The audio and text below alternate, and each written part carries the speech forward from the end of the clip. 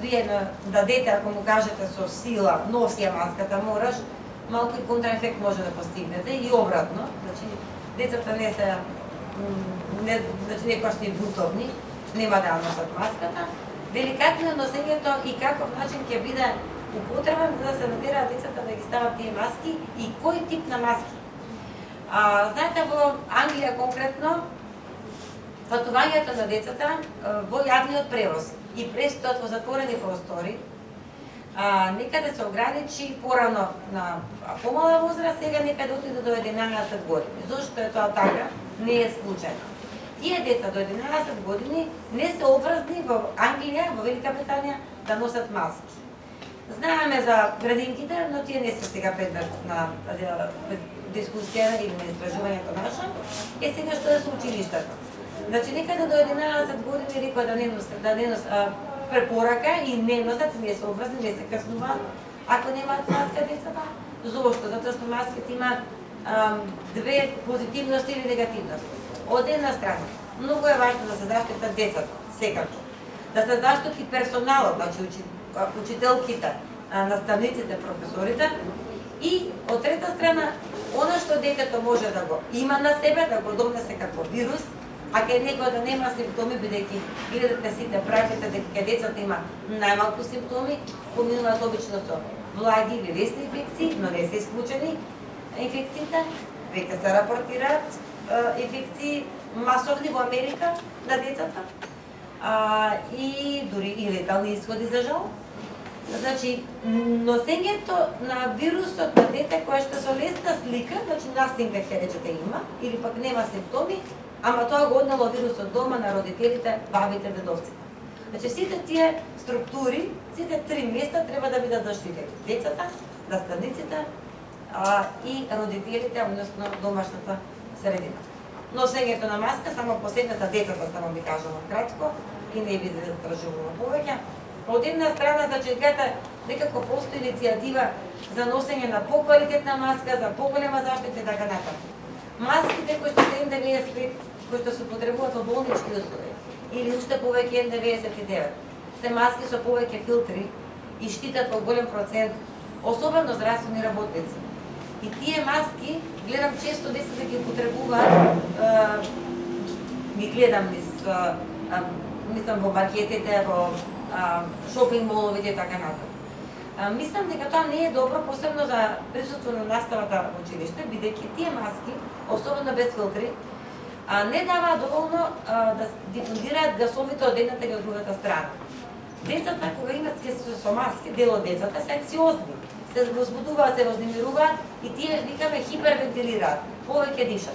Кога хипервентилираат, елиминираат повеќе јаглеродниот диоксид. Во тој случај се јавува една состојба на поспаност, летаргија, па и несвестица може да дојде, или обратно. Децата кои што пак се низ тие маски дишат, N95, N99 зборувам сега, дишат, меѓутоа го слободуваат јаглеродниот диоксид тука некаде до нив и потоа повторно го вдишуваат јаглеродниот диоксид назад. Значи, вдишуваат воздух кој што има веројатно помалку кислород од што им е потребно нив, особено во училиште, за да може да помнат или да бидат присутни физички, и тоа ќе се одрази секако на состојбата невролошки, мислам, не на исто така поспаност, летаргија, така, рече се со исти симптоми како и она предходна.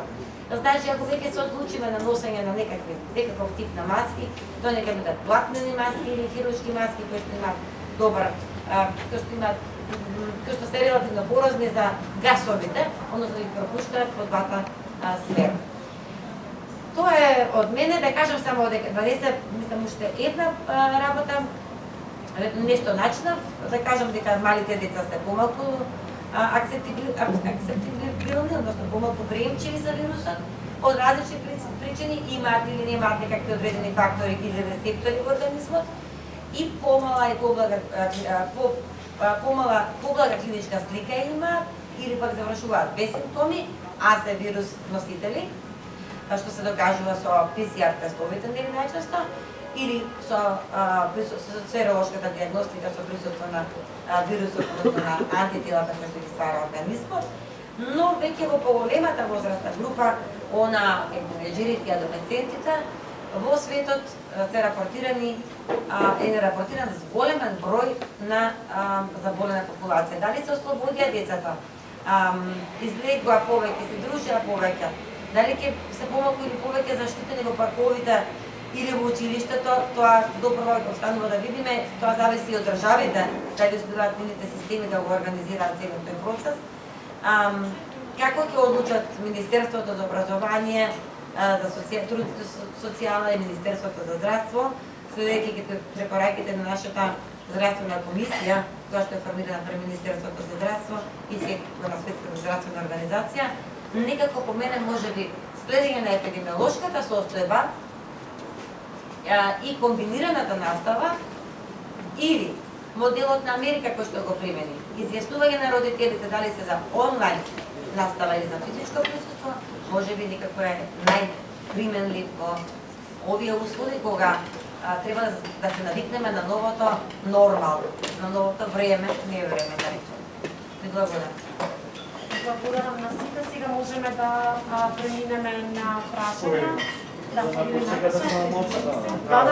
сега.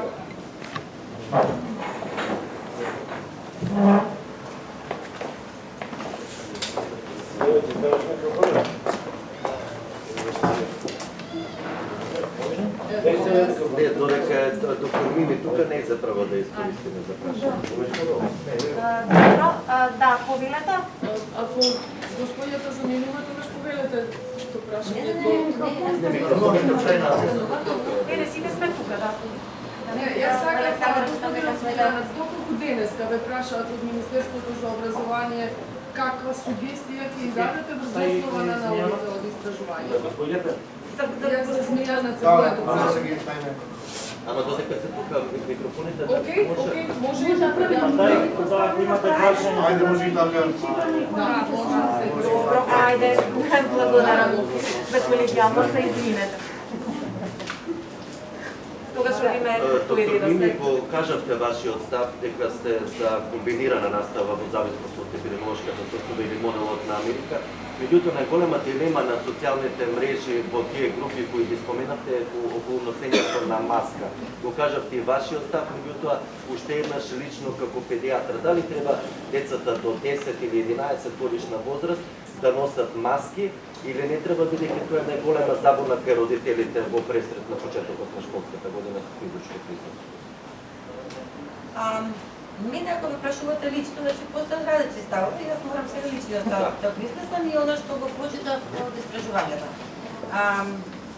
Во повеќето од држави во светот, значи носењето на маски е образно. Но некој најдо дека се во некакви истражувања дека до 11 години е практично мала веројатноста да оболи детето. Но од друга страна пак е голема веројатноста да го го има на себе вирусот, да го донесе дома или да го пренесе на наставниците кои што комуницира или пак на останатите пријателчиња, другарчиња и така натаму, кои што пак може да имат и хронични заболувања, особено астмите се во детската возраст и така натаму. И една друга работа која што мораме да не ја заборавиме во момент. Започнува есенскиот и зимскиот период. Значи, продолжува загадувањето. Ние не можеме да се дистанцираме, Скопје со години најзагаден град може би во светот. Значи, често го гледаме на прво место. Ако тоа дете 5-6 часа по 30 минути во училиште носи маска, носи во автобусот маска и се враќа назад во автобусите со маска. Рачунате дека 5 часа е со маска и до дома оди повторно со маска. Колку е тој период долг со маска, детето со маска? Навистина се пореметува, значи некој физиолошки процес на размена на гасовите.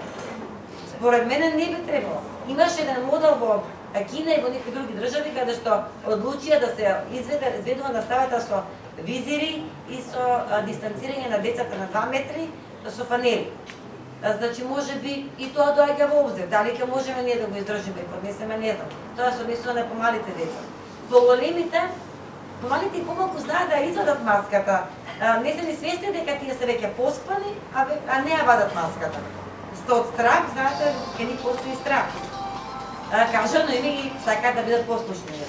А поголемите веројатно ќе изодат маската, ќе сватат дека нешто се случува, ќе побараат да излезат од часот. Сега тука има нели ограничено излегување од часот. Нели сето тоа се предлага во скоп на мерките. Искрено не знам, не сум сигурна дека ќе може да се запази токму носењето на маски како дел од протоколот за заштита. И не сум сигурна дека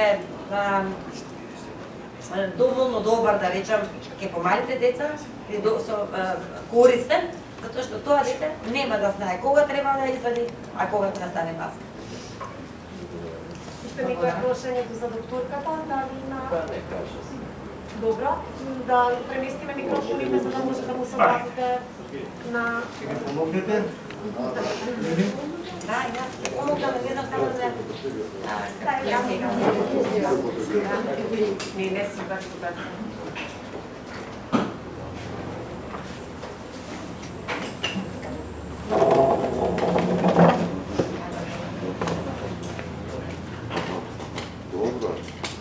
Добро.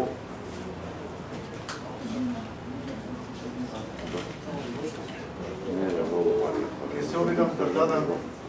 Да, имате драгоцени податоци во рака, верувам, ќе ве консултираат и написувам во 2-3 реченици која ќе биде вашата препорака брзо основана. Ќе се обидам да дадам личен став, а да не го нарушам организацијскиот став.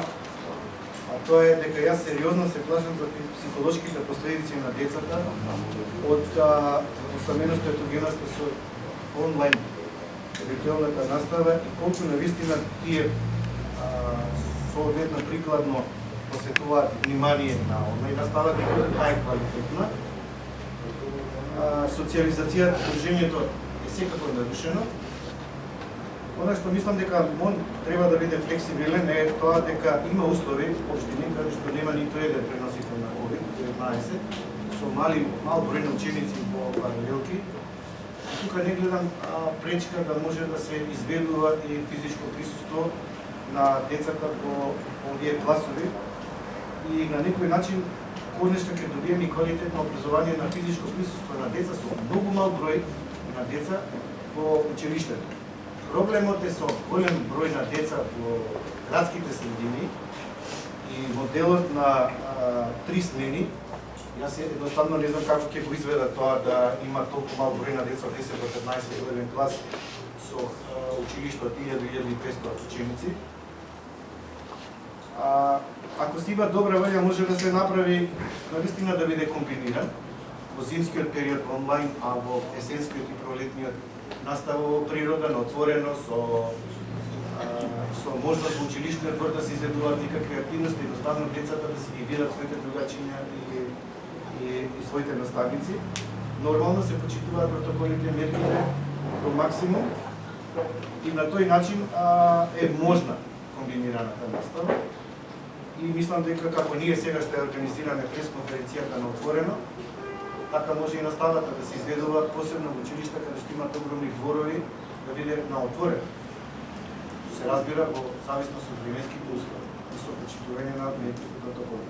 На овој начин ќе се задоволи високиот процент на родители кои се за комбинирана настава, меѓутоа во зависност од времето, секако комбинирана настава на отворено или дури во затворени простори со намален број на деца кога прозорите ќе бидат затворени поради студеното време е исто така проблематично. Тоа е мојот личен став во однос на наставата. Едно подпрашање. Социјалистичкото министерство за образование има оценка дека само 10 до 20% од наставниците биле доволно креативни за да организираат малку поинтересна онлайн настава која го задржува вниманието на децата дома. Тоа значи дека огромен процент од 80% биле некреативни и извеле, предпоставам, неквалитетна настава. Планирате ли на некој начин да, како продолжение на оваа сондажа, да утврдите што научија децата, што не научија, колку пропуштија и таков некој совет за овие 80% некреативни? Значи, во самиот прашалник имаме одговор. На почетокот кажам дека 47,3% сметаат дека се делумно задоволни од онлайн настава. А тоа делумно задоволни подразбира и квалитет на онлайн настава. Да беше спроведена анкетата и за физичко присуство, може би било добили истиот процент.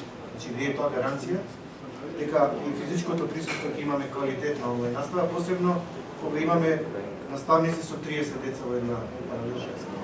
И затоа кажав на почетокот дека ова за некои средини со помали општини, помал број на деца, може би конечно да се случи да имаме квалитетна настава, каде што еден наставник може да посвети на помал број деца квалитетно физичко присуство, се разбира, во општини каде што нема ниту еден преносител на... Јас мислам дека и во нашиот анкетен прашалник имаше во случај 20 да се заболени, во случај 50, во случај 100, дали би го пуштиле вашето дете. Ја мислам дека на тие проценти може би и Наташа треба да ви даде одговор околу тоа, ако се 20, ако се 50 и ако се 100, каков е ставот на родителите. Ќе го искористам твоето присуство. Само да ми уште некој прашање. Ајде, дојди Наташа. Само да ми уште некој прашање за господин Стојанов. Ти благодарам, добар предлог. Да, сите добри прелози ние ги прифаќаме. Како што кажа Драги, имаше процедирано прашање да го измериме ставот и мислењето на родителите, што ако имаат 10 заболели, 20, 50, 100, родителите немаат изградени став на тоа прашање. Не можат да одредат што за нив е доволно голем број на заразени лица, за да тие ја оценат состојбата дека е безбедно или не. Затоа што има, ако се сеќавате кога беа мали колективни изјави, кога се затвори училиштата, која беше бројката на заболени и која е сега, тогаш се затвори училиштата, а сега имаме вакви бројки и сега се отварат и малку и на родителите, најверојатно им треба нешто да ги направи да се почувствуваат посигурни во она што тие како размислување во најголем дел како Драги што кажа, да свесни се за моментот на важноста на физичкото присуство во училиштето. Тие гледаат кај своите деца дека има последици по децата, дека тоа не е заменливо, но секогаш има едно но, дека во моментот недвосмислено родителите да истакнуваат дека здравјето е пред се. Значи, и кога го прават овој избор, затоа ние вака го концепираме да не се само бројки, секој прашање, верувајте на секој прашање имаме 1000 коментари посебно. Значи, тоа е еден квантум на одговори, кој што онлайн колку може во неколку реченица, но сепак секој родител си го кажа она мислење што во моментот го праша. Има ли уште некоја прашања за нашите говорници? Ви благодарам многу за присуствието. Само нешто за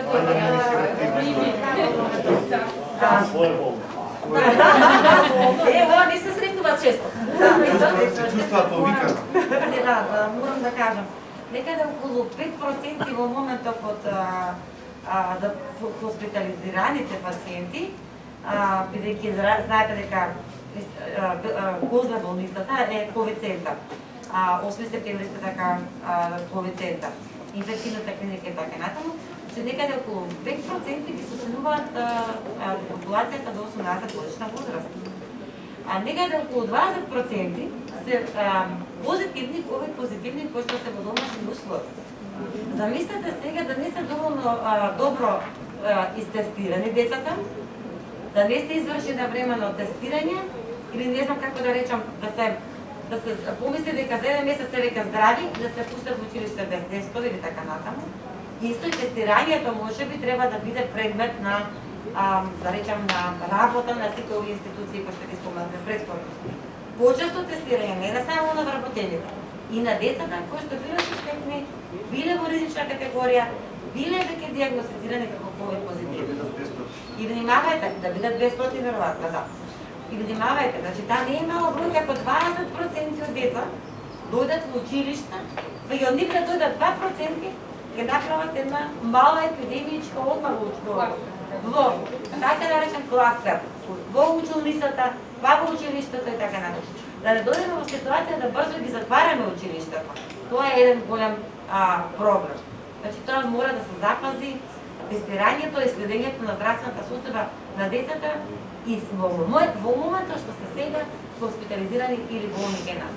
Мал е процентот. Дека е изгубливо тоа е со сликата што ја имаме за тестирањето воопшто на целата популација, смятате дека е изгубливо пред почеток на година да бидат тестирани поголем број ученици?